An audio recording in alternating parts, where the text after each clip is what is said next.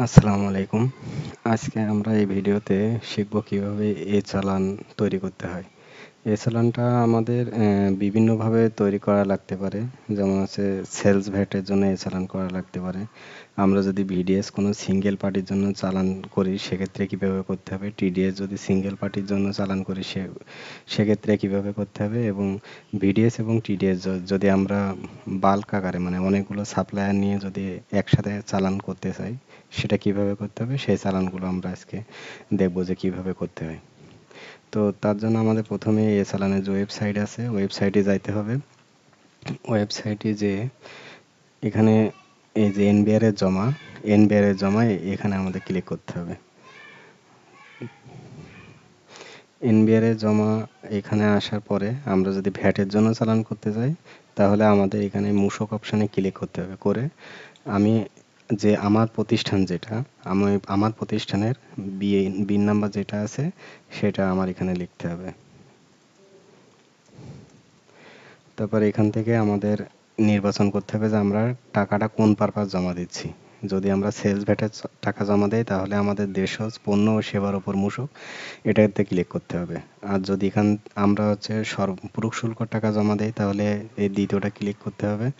যদি আমরা টার্নওভার ট্যাক্সের টাকা জমা দেই সেখানে আমাদের এইটা ক্লিক করতে হবে টার্নওভার ট্যাক্সের জন্য। আর দেশজ উৎপাদিত পণ্যের উপর সম্পূরক শুল্ক, প্রথমটা ছিল সেবার উপরে, আর এই লাস্টে যেটা আছে সেটা হচ্ছে পণ্যের উপরে যদি কোনো সম্পূরক শুল্ক থাকে। তো আমরা এখান থেকে দেশজ পণ্য ও সেবার উপর মূসক এটাতে ক্লিক করব। তো আমি ধরে নিলাম যে আমি 5,000 টাকা সেলস ভ্যাটের টাকা জমা দেব। এখানে টাকা বসানোর পর আমরা পরবর্তী ধাপে ক্লিক করব। এখান থেকে আমাদের কমিশনারেরটা সিলেক্ট করতে হবে যে আমাদের প্রতিষ্ঠানটা আপনার কোন কমিশনারেটের আন্ডারে আছে সেটা আমাদের এখান থেকে ক্লিক করতে হবে। তো আমি এখান থেকে ধরে নিলাম যে আমাদের প্রতিষ্ঠানটা আছে গাজীপুর কমিশনারেটে। তো এখান থেকে আমাদের সার্কেল সিলেক্ট করতে হয় মূলত, কিন্তু এখনো আমাদের যে আপডেটটা আসছে আপডেটের যে এটা আছে এখনো সার্কেলগুলো আলাদা করা হয় না, এই জন্য আমরা জাস্ট কমিশনারেটে টাকাটা জমা দেব। তারপর এখানে আমাদের বিন নাম্বার সেলস ভ্যাটের জন্য আমাদের কোম্পানির যে বিন নাম্বার এটা অটোমেটিক্যালি চলে আসবে, জাস্ট আমরা চেক বিআইএন দেব। তারপরে এখানে হচ্ছে জাতীয় পরিচয়পত্র, জন্ম নিবন্ধন, টিআইএন নাম্বার, অন্যান্য দেয়া আছে। তো এখান থেকে আমরা টিআইএন নাম্বার দেবো না, আমরা অন্যান্যতে যে এখানে শনাক্তকরণ নাম্বার যেটা মানে বিআইএন নাম্বার এখানে বসাবো। তারপর এখানে আমাদের প্রতিষ্ঠানের নামটা লিখবো।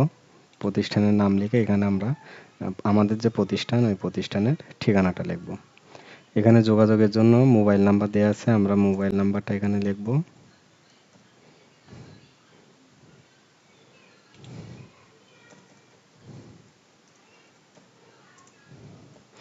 আর এখানে ইমেল যেটা আছে এটা অপশনাল, দিতেও পারেন না দিতে পারেন। তারপরে আমাদের কি করতে হবে, এই যে self fill up and OTC এখানে ক্লিক করব। ক্লিক করে আমাদের যদি কোনো মন্তব্য থাকে, আমরা এখানে সেলস ভ্যাটের টাকা জমা দিচ্ছি যেহেতু সেলস ভ্যাট যে মাস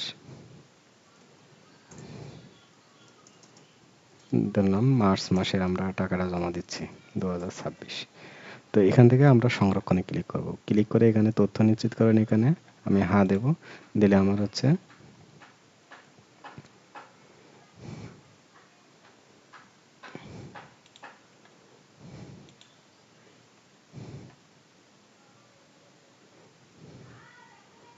এখানে মোবাইল নাম্বারটা ভুল দেখাচ্ছে। তো এখানে সংরক্ষণে ক্লিক করব। ক্লিক করলে আমার এই যে চালান তৈরি হয়ে যাবে। এখান থেকে আমি ডাউনলোড করে পিডিএফটা ডাউনলোড করে নিতে পারবো। তো এভাবে মূলত সেলস ভ্যাটের চালানটা জমা করতে হয়। এবার আসে হচ্ছে ভিডিএস এর চালানটা কিভাবে করতে হবে। ঠিক একইভাবে এখানে আমার প্রতিষ্ঠান, আমি যেহেতু ভিডিএস এর টাকাটা জমা দেব, আমার প্রতিষ্ঠানের এখানে বিআইএন নাম্বারটা দিতে হবে। তো এখান থেকে আমাদের ঠিক একইভাবে আগের মতো দেশজ পণ্য ও সেবার উপর মূসক এটা ক্লিক করব। ক্লিক করার পরে আমি ধরলাম যে আমি 1,000 টাকা সেলস ভ্যাটের টাকা জমা দেবো, ওই ভিডিএস এর টাকা জমা দেবো। এখানে ক্লিক করব। তারপর পরবর্তী ধাপ ঠিক একইভাবে আমার যে কমিশনারেট আছে ওই কমিশনারেটটা আমি এখান থেকে সিলেক্ট করে নেব। সিলেক্ট করে নিয়ে এখানে আমরা কমিশনারেট সিলেক্ট করব। যখন এখানে সার্কেল চলে আসবে তখন হচ্ছে আমার যে প্রতিষ্ঠানে যে সার্কেল থাকবে ওই সার্কেলটা সিলেক্ট করতে হবে, কমিশনারেট সেম থাকবে। তারপরে এখানে আমার আছে বিআইএন নাম্বার। এখানে যে ব্যক্তি বা প্রতিষ্ঠানের পক্ষ হতে অর্থ জমা দেওয়া হচ্ছে, তো যে প্রতিষ্ঠানের পক্ষ হতে অর্থ জমা দেওয়া হচ্ছে। তো এখানে হচ্ছে সবার প্রশ্নটা থাকে এখানেই যে ভুল হওয়ার সম্ভাবনা। এখানে আমি কার টাকাটা জমা দেবো? আপাতত দৃষ্টিতে মনে হচ্ছে যে আমার প্রতিষ্ঠানের কথা বলা হচ্ছে। তো এখানে আমার প্রতিষ্ঠান হবে না। এখানে হচ্ছে আমি যে প্রতিষ্ঠানের টাকাটা কাটছি। ধরেন আমি এবিসি একটা কোম্পানির কাছ থেকে ভিডিএস এর টাকাটা কাটছি, ওই এবিসি কোম্পানির নামটা এখানে দিতে হবে। তো এখানে আমার যদি ওই প্রতিষ্ঠানের বিন নাম্বার জানা থাকে, যেহেতু আমি সিঙ্গেল চালান করব, যদি আমার বিন নাম্বার জানা থাকে তাহলে আমি তার বিন নাম্বারটা এখানে বসাবো, চেক বিন দেবো, তারপর অন্যান্যতে যাব। আমি ধরে নিলাম যে ওই প্রতিষ্ঠানে আমার বিন নাম্বারটা জানা নাই, তো আমি এখানে যে অন্যান্যতে যে ওই প্রতিষ্ঠানের নামটা লিখবো, ধরলাম এবিসি কোম্পানি লিমিটেড, ঠিকানা দিলাম হচ্ছে ঢাকা। তারপর অন্যান্যতে যাব, অন্যান্যতে যেয়ে ঠিক একইভাবে আমার এখানে আমার প্রতিষ্ঠানের নাম্বার বিন নাম্বার হবে, আমি যে প্রতিষ্ঠানে কাজ করব ওই প্রতিষ্ঠানের বিন নাম্বারটা এখানে বসাতে হবে। তারপর ওই প্রতিষ্ঠানের নাম লিখতে হবে, ওই প্রতিষ্ঠানের ঠিকানা লিখতে হবে। তারপর ঠিক একইভাবে এখানে আমার মোবাইল নাম্বার দেব। এখানেও ইমেইল নাম্বারটা হচ্ছে বাধ্যতামূলক না, আমি এখানে self fill up and OTC. যদি আমি ব্যাংকে দিয়ে জমা দিতে চাই সেক্ষেত্রে আমার এটা সিলেক্ট করতে হবে। আর যদি আমি অনলাইন কোনো ব্যাংকে থেকে ব্যাংকের মাধ্যমে জমা দিই তাহলে অনলাইন ব্যাংকিং, যদি মোবাইল ব্যাংকিং এর মাধ্যমে জমা দেই মানে বিকাশ, রকেট এগুলোর মাধ্যমে জমা দেই তাহলে মোবাইল ব্যাংকিং, আর যদি কার্ড পেমেন্ট ডেবিট কার্ড বা ক্রেডিট কার্ডের মাধ্যমে পেমেন্ট করে তাহলে এটা জমা দিতে হবে। আমি যেহেতু এখানে ব্যাংকে যেয়ে জমা দেবো এই জন্য self fill up and OTC এটা লিখবো। তো এখানে আমি লিখবো যে ভিডিএস, যে মাসে ভিডিএস এর টাকাটা আমি জমা দিচ্ছি, মান্থ অফ মার্চ 2026। এখানে মাসের নামটা লিখলে কি হয়, আপনার পরবর্তীতে যখন ভ্যাটের অডিট হবে তখন আপনার এই চালানগুলো করতে সুবিধা হবে যে আমার কোন মাসের কোন চালান। তো এখানে আপনি চাইলে কোন পারপাস আছে ভিডিএসটা জমা দিচ্ছেন সেই পারপাসটাও এখানে লিখতে পারেন। আমি লিখলাম এখানে পারপাস অফ অডিট ফিস। আপনি যদি সিঙ্গেল চালান সেক্ষেত্রে তো আপনার জানা থাকবে যে আপনি কোন হেডে পারপাসে এই টাকাটা কাটছেন বা আপনার কোন হেডে আপনি টাকাটা জমা দেবেন। আর যদি মনে করেন যে না আমি এখানে হেডের নামটা দেবো না, তাও এখানে এটা অমিট রাখতে পারেন। তারপর এখানে সংরক্ষণ দেব, দিয়ে এখান থেকে আমি ডাউনলোড করে নিতে পারবো। এখানে আমার চালান অটোমেটিক তৈরি হয়ে যাবে। তারপর আসেন যে আমরা যদি বাল্ক আকারে মানে একাধিক প্রতিষ্ঠান, যে 100 500 বা 1000 আপনি যতগুলো প্রতিষ্ঠানের বিডিএস এর টাকা একসাথে জমা দেন না কেন সেক্ষেত্রে কিভাবে জমা দিতে হবে।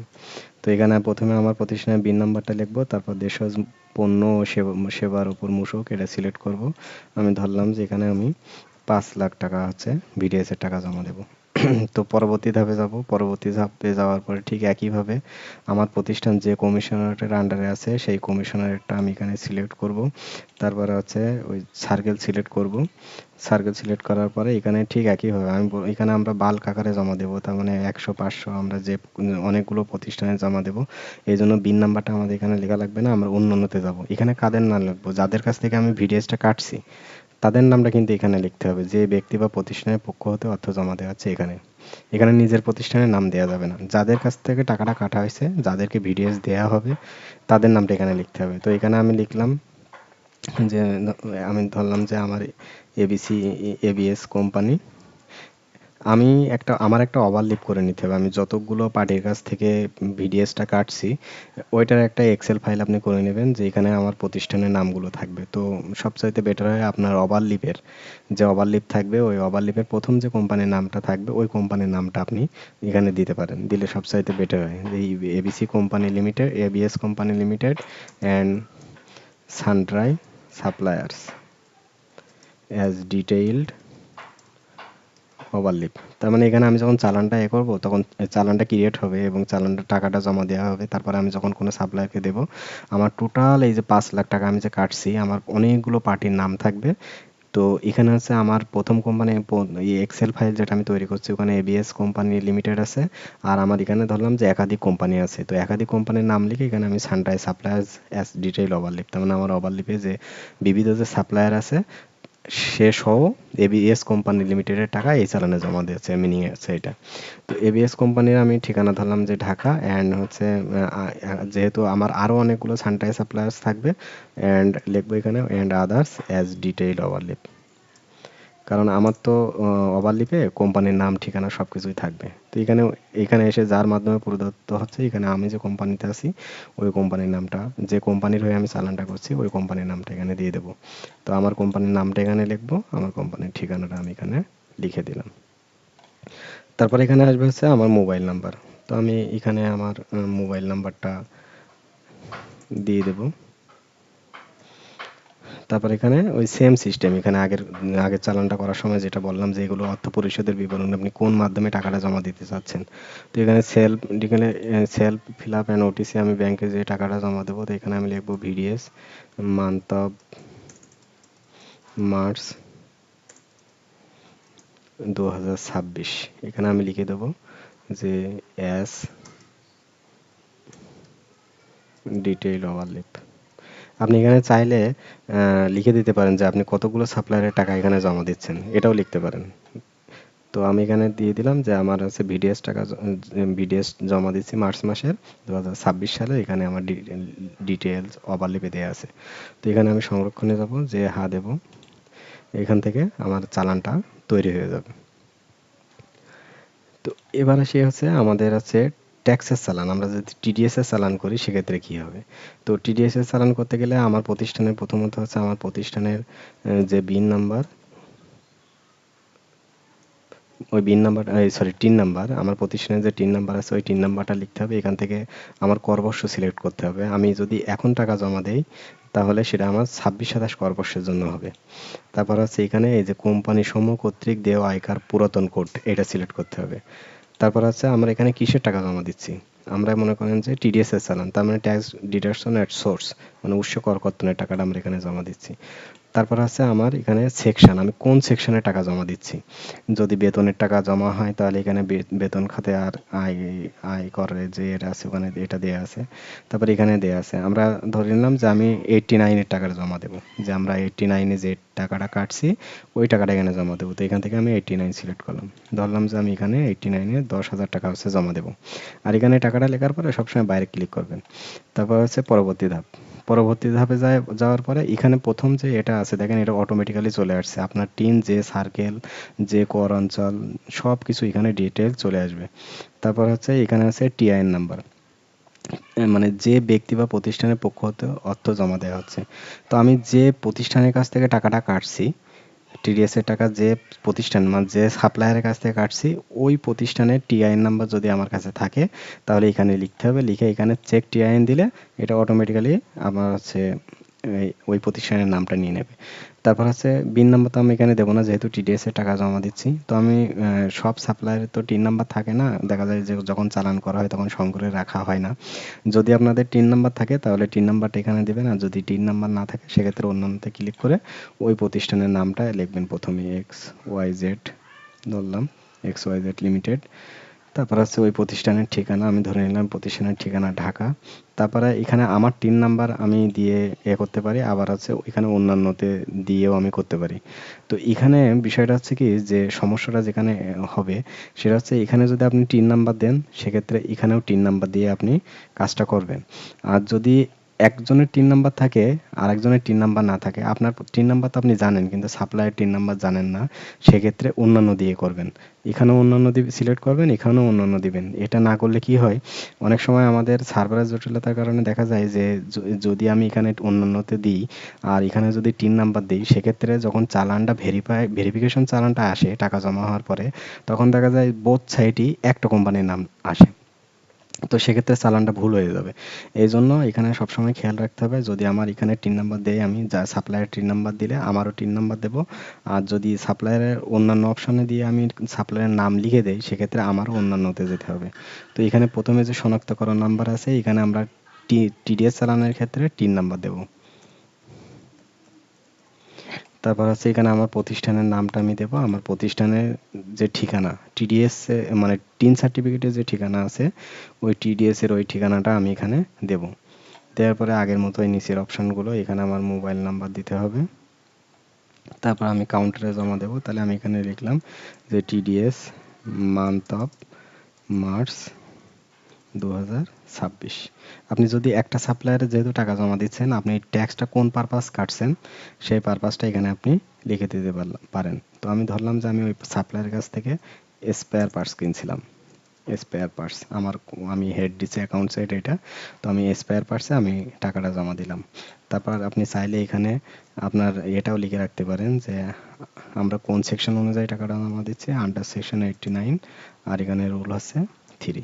তো আপনি এখানে 3 লিখে দিতে পারেন, দিয়ে সংরক্ষণ দিবেন। হ্যাঁ, আমার চালান এখানে তৈরি হয়ে যাবে।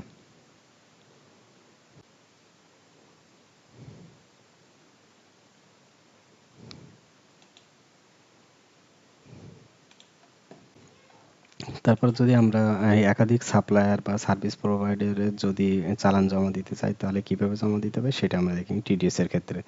তো প্রথমে এখানে আমার হচ্ছে টিন নাম্বারটা লিখে নিতে হবে প্রতিষ্ঠানের। টিন নাম্বার লেখার পরে এখানে যে কর বর্ষ দেওয়া আছে, এখানে 25-26 থাকবে সবসময়, কিন্তু আমাদের দিতে হবে হচ্ছে 26-27। তারপর হচ্ছে আয়করের ধরন কি, আমাদের এই যে কোম্পানির কর্তৃক দেয় আয়কর পুরাতন করে এটা সিলেক্ট করতে হবে। তারপর এখান থেকে আমাদের যেতে হবে হচ্ছে উৎসে কর কত, এটা সিলেক্ট করতে হবে। তারপর ধারা, কোন ধারা অনুযায়ী জমা দেব। আগেরটা আমরা 89-এ দিছিলাম, তো আমরা এটা 90-তে দিই। যে 90-তে আমরা 90-তে দিলে কি হয়, 90-তে দিলাম। ধরলাম যে আমি এখানে 5 লাখ টাকা হচ্ছে আমার টিডিএস এর চালান জমা দেব। 5 লাখ টাকা দিয়ে এখানেও সেই একই সিস্টেম, যে টিন নাম্বার আগেরটা যেটা বলছিলাম যে টিন নাম্বার দিলে এখানেও টিন নাম্বার দিতে হবে। তো আমরা এখানে প্রথমত হচ্ছে অন্যান্য দিয়ে করব। অন্যান্য দিয়ে এখানে আমরা দিলাম যে আগেরটায় দিই যে এবিসি কোম্পানি অ্যান্ড সানড্রাই। আগেরটা যখন চালান করছিলাম তখন আমরা এখানে সানড্রাই সাপ্লায়ার দিছিলাম, যেহেতু 89 চালান করছিলাম। এখন আমরা যেহেতু 90-তে করব, তো আমরা এখানে একটা দিতে পারি যে সার্ভিস প্রোভাইডার্স অ্যাজ ডিটেইল ওভারলিপ। এখানে আমার প্রথমে চালানের করার আগে আমার ওভারলিপটা তৈরি করে নিতে হবে, মানে এক্সেল ফাইলটা তৈরি করে নিতে হবে। ওখানে আমি ধরে নিলাম প্রথম কোম্পানি আমার ছিল এবিসি কোম্পানি লিমিটেড। তারপরে এখানে আগের মতো ঢাকা লিখবো, মানে অ্যাড্রেসটা লিখবো প্রথম এবিসি কোম্পানির যে অ্যাড্রেস ওইটা লিখবো, অ্যান্ড আদার্স অ্যাজ ডিটেইল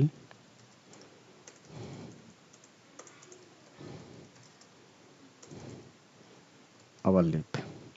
তারপর এখানে অন্যান্যতে যাবো, যার মাধ্যমে প্রদত্ত আছে, মানে আমার কোম্পানির নাম, আমার টিআইএন নাম্বারটা আমি এখানে লিখবো। তারপর আমার কোম্পানির নামটা এখানে লিখবো। তারপর হচ্ছে আমার কোম্পানির যে ঠিকানা, টিন নাম্বার সার্টিফিকেটের যে ঠিকানা, ওই ঠিকানাটা লিখবো। তারপর আমার মোবাইল নাম্বারটা এখানে লিখবো।